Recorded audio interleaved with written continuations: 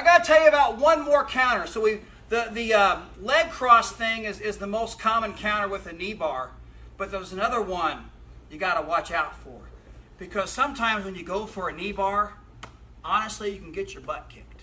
What I mean is there's a way he can kind of push on you with his foot on your butt, and it gets out of the knee bar. And Justin, I'm sure, knows that one. So let's say I was here, and I prevented all this, and I fall this way, and I'm going for the knee bar. He takes his free foot. And let me tell you something. This is an important, huge principle for doing leg locks.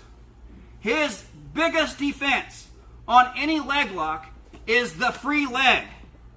So if I'm going for a knee bar here, guess which one is the free leg? This is the enemy. No matter what kind of foot lock you're going for, a leg lock, it's the free leg that's always going to cause you problems. And this is another example of that. So I'm going over here for a knee bar. I kept him from separating them or from crossing them. I separated his legs. I'm going for the knee bar. He brings that darn free foot and kicks my butt. See that push, Justin?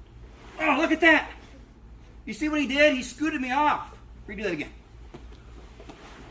I think I'm home free, Brody. I'm all excited. Yeah, and look, dang. He pushes his leg on my butt or my knee, and I got my butt kicked for going for a knee bar. Dang. That will happen all the time. And you should use that move, by the way. It works great. But when we want to be knee bar specialists, we want to go for knee bars and not get our butt kicked, right? So I said it didn't matter which way you fell from that reverse mount position, but I said it had a qualifier. It doesn't matter which way you fall, you can still get the knee bar. But if I fall same side, remember when we did chokes? We had strong side and weak side. We have strong side and weak side for knee bar too. Does a choke work on the weak side? No. Does a choke work on the weak side?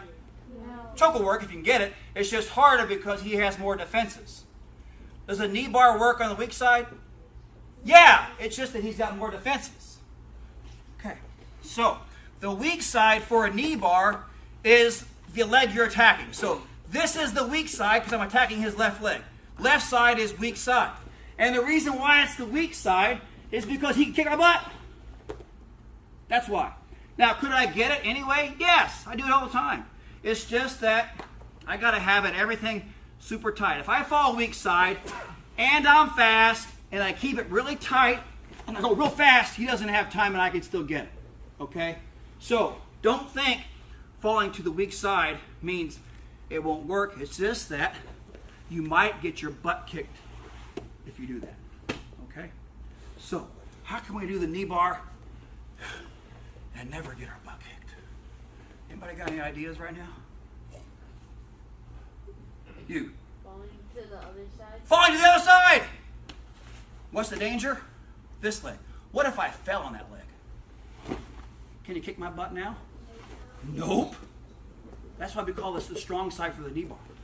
You see? So I can fall to the weak side.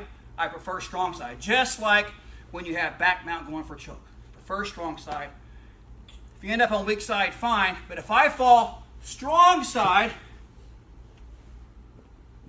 I'm laying on his leg. It's not free to kick my butt. Now, he could use his hands, but that's not as good as the leg. That's strong. This is not a strong push. He can push me off. But that ain't going nowhere. I'm still going to get him. You see? So, if you don't ever want to get your butt kicked when you do a knee bar, fall to which way? The strong side. So, quick quiz. I'm going for a knee bar.